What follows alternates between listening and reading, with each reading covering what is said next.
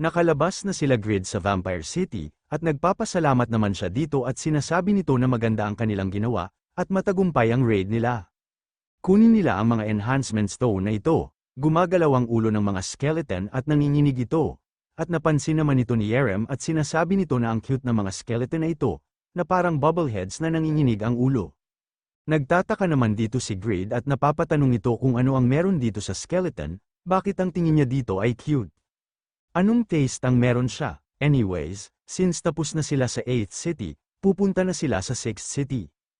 Inaantok na si Yerem at sinasabi nito na gusto niya pang gawin ito, pero 2 AM na, opa. Mal-late na siya bukas sa school, papagalitan siya ni Sihi. Sinasabi ni Grid na tumigil muna sila ngayon Sihi, at ipagpatuloy na lang nila ito sa susunod. Sihi, di ba binigyan niya siya ng +9 enhanced staff? Bakit hindi ito kumikinang? May bigla siyang naalala, nasaan na yung enhancement stone na binigay niya sa kanya. Sinasabi ni Sihi na sa totoo lang, sinubukan niya ito noong nakaraang linggo, at naging +7 ito. Ngayon niya lang nasubukan yung binigay niya sa kanya at ito ay nabigo. Ngayon, nasa +6 na ito opa, napapatanong ito kung ganito ba palagi ang enhancement. Sinasabi ni Grid na itigil niya na yan at bumalik na silang dalawa. Sa isip-isip ni Grid na isa ba itong sumpa na tumatakbo sa kanilang pamilya. Malungkot na sinasabi ni Sihi na okay, sinasabi ni Grid na kahit na medyo derpy sila, napakalakas nila. Hindi niya lang sila masukat, ngunit gayon paman, sa palagay niya ang pagpapauwi sa kanila ng maaga ay ang tamang pagpipilian. Na-curious din siya sa item na nalaglag ni Latina, Direct Descendant Vampire's Pajamas. Rank, Legendary, kung isusuot mo ito, makikita ang iyong balat. Mag-ingat habang sinusuot ito, usage condition, none. Naglalaway na ang manyakol at iniisip nito ang itsura ng kanyang asawa kapag suot na ito. At sinasabi nito na sa tingin niya na dapat itong isuot ni Irene para makita kung gaano ito kaepektibo. Baka kailangan niya nang bumalik sa Raiden, tumatawag si Lowell, at biglang nagulat dito si Grid. Sinasabi ni Lowell na nakatakda na bukas ang pagsasapelikula ng broadcaster ng iyong paghunting. Sinasabi ni Grid na ang bilis naman, ibig sabihin, gaya ng inaasahan niya, unang lumapit sa kanya ang OGC at si Bonnie Bonnie. Mukhang tama ang pakikitungo ni Ira sa kontrata, pero okay lang ba talaga yung plano? Sinasabi ni Lowell na oo, habang ang kanyang paghunting ay naka-livestreamed, ang Overgeared ay uusad sa Pat Ryan. Sinasabi ni Grid na naiintindihan niya yun, pero magiging okay ba sila kahit wala siya? Kung ang average ng level ng mga player ay tumaas, ang level ng mga NPC ay tumataas din. Ang pagdaan sa Pat Ryan ngayon ay medyo delikado, malamang ay nangangahulugan na kailangan niyang harapin ng isang Asher na nakakumpleto ng ika-4 na advancement. Sinasabi ni Lowell na naisip niya na ito, huwag siyang mag-alala, at mag-enjoy na lang siya sa kanyang paghunting. Sa isip-isip ni Lowell na sa laro, 3 taon at 9 na buwan na ang nakakalipas. Nakatulong siya sa paglakas ng Overgeared dahil naniniwala siya sa kanyang potensyal. Ang oras upang gawin ang unang hakbang para sa pagtatayo ng kaharian, ay sa wakas ay dumating na. Sinasabi ni Lowell na naglagay siya ng mga elite soldier sa pangangalaga niya, kaya aasahan niya ang ilang mga resulta, tama ba, Mr. Faker? Sinasabi ni Faker na ang mga elite ay mga elite. Ang pagsasanay ni Piaro at Asmafel ay napatunayang talagang epektibo. Nasa kamay niya na kung saan nilalagay ang mga sundalo ng Pat Ryan. Ito ay dapat na isang magandang sapat na resulta, tama? Ngunit di ba ang broadcasting ay nagpapakita ng labis na lakas ni Grid? Ito ay tulad ng pagsasabi sa ilang mga tao kung paano haharapin si Grid. Sa isip-isip ni Lowell na bagamat kadalasan ay tahimik siya, I guess silang lahat ay nag-aalala kay Mr. Grid. Sinasabi ni Lowell na hindi ba ang stronger point ni Mr. Grid ay ang Overgeared, base sa sitwasyon? Kung ano ang maaari nilang malaman ay, sa pinakamahusay, ang kanyang lakas kahapon. Ano ang maaari nilang malaman, ang pinakamahusay na pinakita niya na lakas ay kahapon. Siya ay isang tao, na iba ngayon at naiiba bukas, nakikita nating si Bland, na kumakain ng patatas. Si Bland ang nag-iisang anak ng isa sa top 10 magicians ng kontinente. 3 taon na ang nakakalipas simula nang matrap siya ni Grid sa Raiden. Isang mataas na magic talent na minana sa kanyang ama at sa mga sword technique na natutunan niya kay Marquis Time. At dahil sa natutunan niyang pagsasaka mula kay Piaro, Natutunan niya kung paano gamitin ang mana ng bukirin bilang kanyang lakas. Binigyan siya ng bukid ng nickname na Magic Swordsman of the Tealed Lands. Tumayo na si Bland at napapatanong ito kung dapat na ba siyang bumalik sa trabaho. May dumating at tinatanong nito kung nag-e-enjoy na ba siya sa buhay niya dito sa Riden. Sinasabi ni Bland na ang pagiging hostage ay walang iba kundi nakakahiya.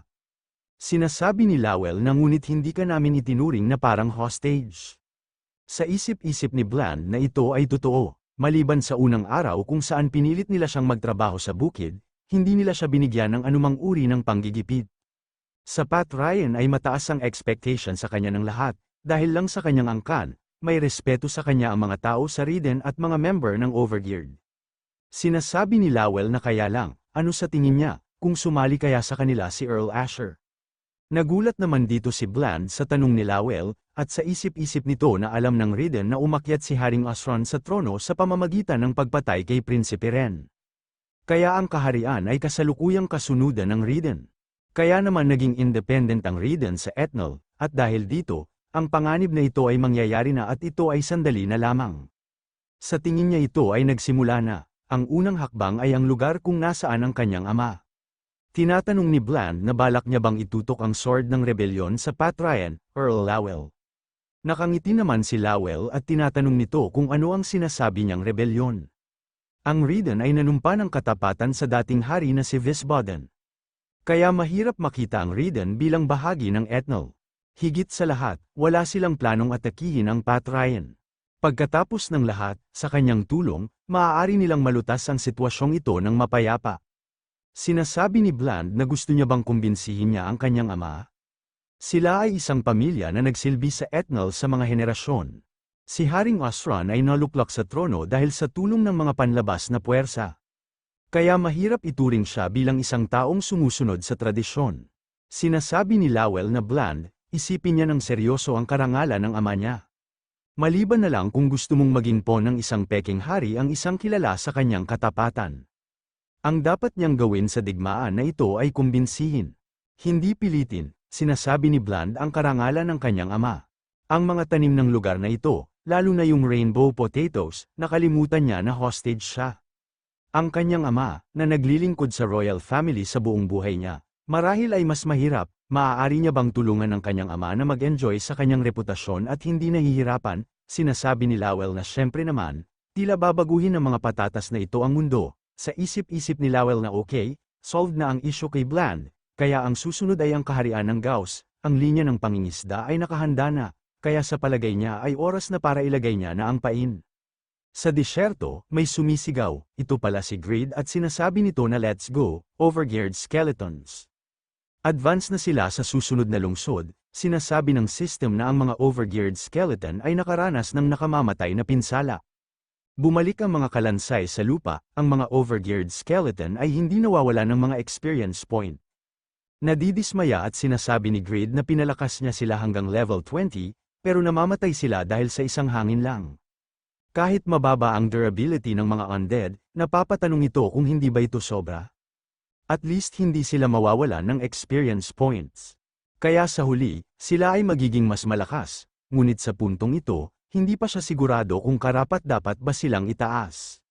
Dahil sa masamang reward, nagsisimula na siyang makaramdam ng mga epekto ng hindi pagkakaroon ng tamang tulog. Magpahinga muna siya at maghanda para sa broadcast.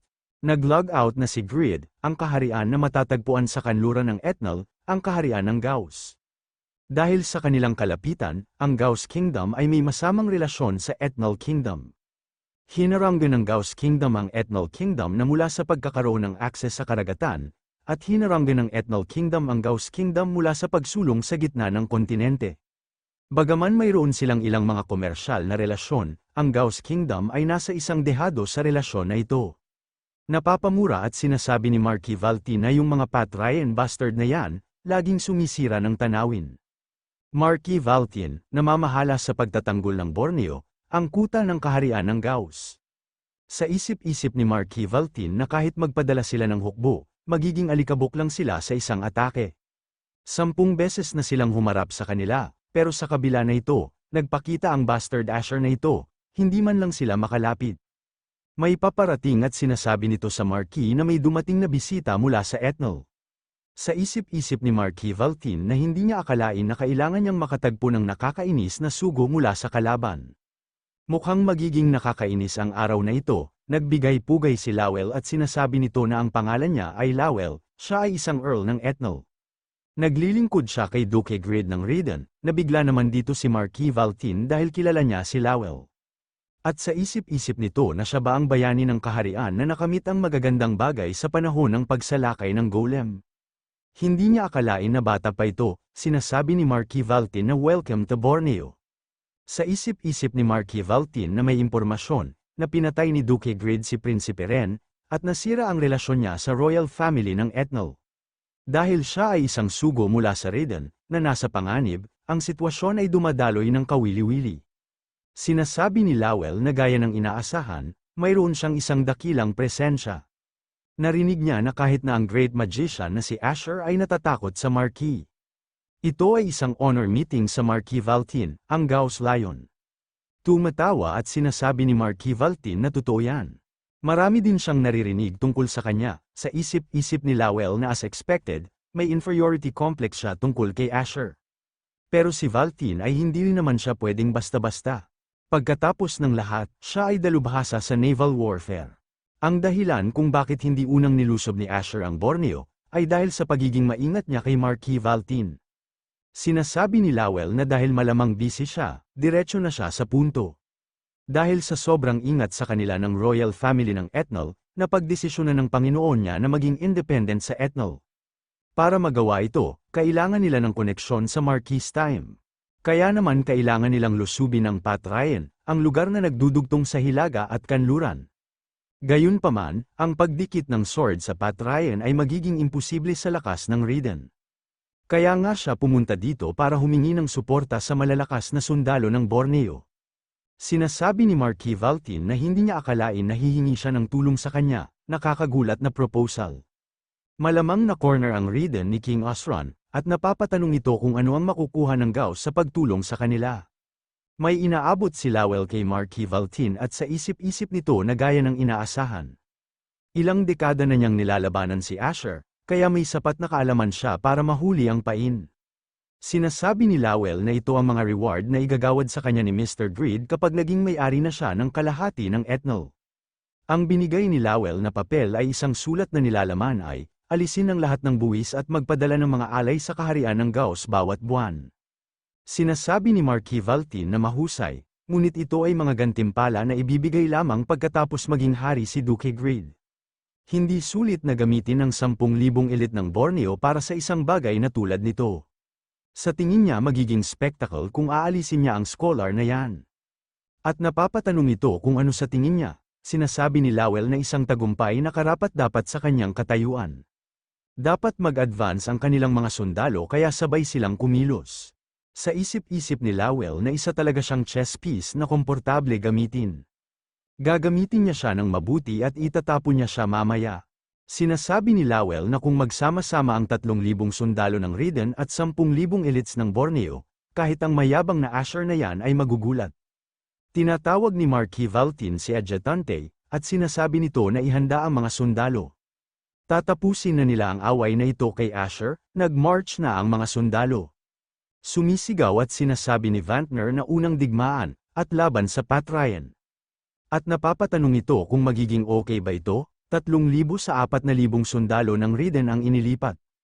Kaya kung matalo sila, ito na ang katapusan nila, nakangiti naman sinasabi ni Tobin na kumalma lang siya. Walang paraan na matatalo sila, halos lahat ng guild member ay sumali. At higit pa dyan, kasama nila si Katz, ang lalaking baliw sa mga digmaan, kasama rin nila. Hindi lang yan, tingnan niya ang bilis ng mga sundalo. Para bang pinapakita nila ang resulta ng kanilang pagsasanay. Pero masyado silang mabilis, sila ang bahala sa pag-escort sa convoy mula sa likod, pero iiwan nila sila. Kahit huli na sasali ang overgeared members, matagal na silang naghahanda kaya lahat ng kondisyon para manalo. Ngunit higit sa lahat, ang namumuno sa hukbong yon ay si Asmaphel, na pinakamagaling sa pamumuno ng mga sundalo. Maaari silang manalo sa pamamagitan lamang ng pagsunod sa kanyang pamumuno. Tinatanong ng isang sundalo kung okay lang ba kung ganito sila susunod? Sinasabi ng isang sundalo na hindi niya alam. Anyways, raced sila nina Mr. Piaro at Mr. Asmafel at 9 Knights at si Mr. Jude. At batid ng isang sundalo na may 3,000 sundalo, hindi siya sigurado sa mga Red Knight, ngunit dapat nilang harapin ang mga Black Knight. Sinasabi ng isang sundalo na hindi yan ang sinasabi niya. Nasa Siren si Piaro, at pagkabalik galing sa Siren, nagkasakit si Mr. Asmafel ng ilang araw. At 1 buwan na ang nakalipas, ang tagal na nang may nakakita sa kanya. Hindi nila alam na nagdisguise lang si Asmafel, at sa isip-isip nito na ang pagkilala ng Panginoon ay nangangailangan ng mga tagumpay at karanasan. Magsisimula siya sa ibaba at patutunayan niya ang sarili niya. Nakikiusap siya na panoorin siya ng mabuti, my lord. Sinasabi ng sundalo na ngunit dapat silang maniwala sa commander. Ayon sa mga sabi-sabi, kahanga-hanga ang kanyang mga nagawa. Narinig niya na nagsilbi siyang guardian ng Winston sa mahabang panahon. Tinatanong ni Jude kung saan sila pupunta, sinasabi ng sundalo na sa Pat Ryan. Sinasabi ni Jude na okay, punta sila sa Pat Ryan, ang kapalaran ng Raiden. Ay nasa kamay ng isang commander na may talino na 20, na nakatayo sa harap na hindi alam kung bakit ang unang legendary class advancement user. Ang unang user na nakakuha ng title ng Duke, ang may pinakamaraming medal sa international competition. Ang sekreto sa likod kung paano nakakapag-level up ng 33 beses sa maikling panahon. Ito ay isang broadcast ng pinakamahusay na istasyon ng pagsasahimpapawid ng laro, o GC. May nagsasalita at sinasabi nito na nagsisimula na ang advertisement na na-optimize para sa bawat kontinente. Ang bilang ng mga manunood ay lubhang dumarami, at batid ng isa na may 120 million viewers rin si Bunny Bunny. Sumasabog ang viewers ng OGC, halos masakop na nila ang kanilang mga pagkalugi. Lubos na bumaba ang bilang ng mga user na nakalagin sa Satisfy. Gulat na gulat at sinasabi ni Lee Gokray na lahat sila ay nagtitipon dito. Focus sa broadcast, ito na ang pagkakataon para sakupin ng OGC ang mundo. Tinatanong ng naka-white na lalaki na paano ito posible. Ito ay hunting lamang, sinasabi ng naka-black na lalaki na hindi lamang ito hunting. Ito ang sikreto ng kanyang explosive leveling technique na isang beses lang mabubunyag. Tuwang-tuwa at sinasabi ni Lee Gokray na para sa isang manlalaro na naglalayong maging isang ranker, hindi lang ito isang video, ito ay priceless na impormasyon, leader ng Overgeared, sikreto ni Greed, ito ay ihahayag ngayon, 5, 4, 3, 2, 1, broadcast start, umabot na sa 62% ang bilang ng mga manunood, malaki ito, ang bilang ng viewers ay katulad sa international competition, si Greed ay content incarnate, laban ng Pat Ryan ay nagsimula na din.